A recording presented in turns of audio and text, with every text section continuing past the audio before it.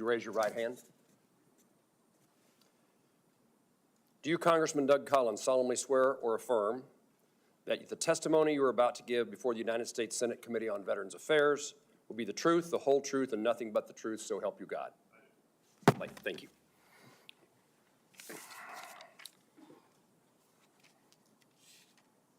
Congressman, thank you again for being here, and we will now eagerly await your testimony. Thank you, Mr. Chairman, Ranking Member Blumenthal, the rest of this committee and the Seniors Committee, and looking around this committee, seeing people that I've worked with before on both sides of the aisle, and it's good to see you, and especially to the new members as well. I'm honored to be sitting here to be the nominee for the next Secretary of the VA. I'd like to thank my friend Kevin Kramer for that kind introduction. I appreciate his work, and I appreciate your work as well. He hit it perfectly. It's about the vet, and I thank him for that. I'd also like to thank President Trump for his nomination and for his willingness to have not only confidence in me, but also the veterans of this country. I'm privileged today, and I appreciate the Chairman and Ranking Member mentioning my family, because I would not be here without them. My wife of 36 years is with me, Lisa. She's right here. I have my son, Copeland, and his wife, Holly. I have my son, Cameron, his fiancee, Maddie. And then on the end, we have the one that glues us all together, and that is Jordan. She is our daughter.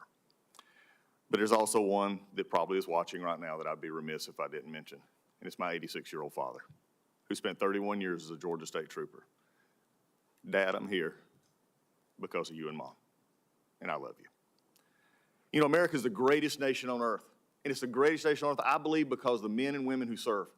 It's the men and women who serve and are willing to take the step up to protect the freedoms that we hold so dear. And throughout my 2 decades of service, I've witnessed this firsthand. I've watched men and women go at their best, even when they didn't want to, and they served. And they stood up for our freedoms. And they earned the benefits of being in our great veteran system. And the VA is there for them. In addition to being a Navy veteran for a while, I've now been in the United States Air Force for over 23 years. I'm a colonel serving at the Warner Robins Air Force Base at Afric Command, and I've been able to watch over the years leadership. Leadership is about listening, but it's also about leading. It's also about taking the men and women that you serve with and making sure that you're putting their needs first. When you're in the military, it's about the mission. For me, if I'm confirmed by this body, the VA will be my mission. It will be the mission to take care of our veterans and to make sure they get the benefits that they deserve. I'm an Iraq War veteran. I understand burn pits because I slept next to one for many months. I understand this generation that went for time and time and again, deployment after deployment, in a different way than we'd seen many times before in our past wars, and the needs that they have. But also being a veteran, I think I also bring something that is unique to this position almost since it became a cabinet position. I'll be the first member of this Hill, House or Senate, to serve if confirmed by this body, which I think brings a different perspective to my service here.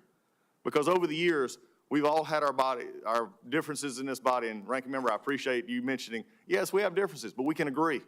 Because I have worked across this aisle to pass major legislation. Thanks to President Trump and this body, we passed the First Step Act, giving real criminal justice reform with my partner Hakeem Jeffries in the House.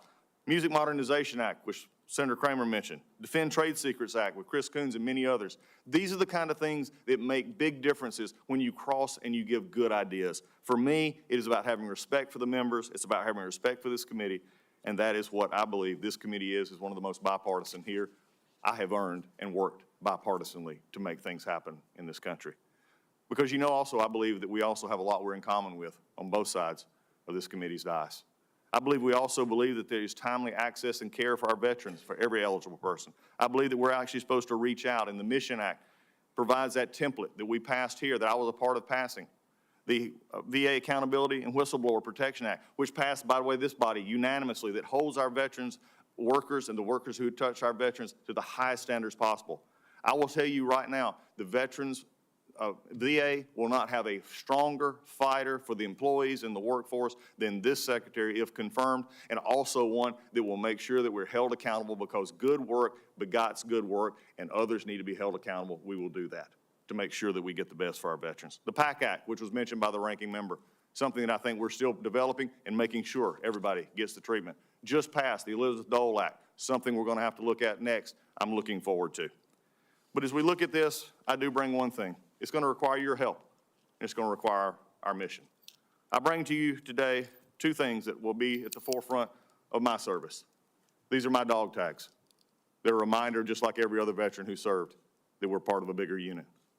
And I also bring this bracelet that was made for me by a young airman. She was keeping watch each night, and I'd go by and see her, and we'd talk. I was a flight line chaplain at Balad.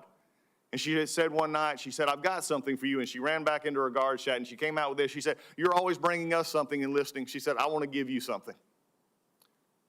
Well, what she didn't know is now, about 15 years later, if confirmed by this body, this bracelet will be sitting in the Secretary of the VA's office, reminding me every day of the men and women that we serve. And with that, Mr. Chairman, I yield back.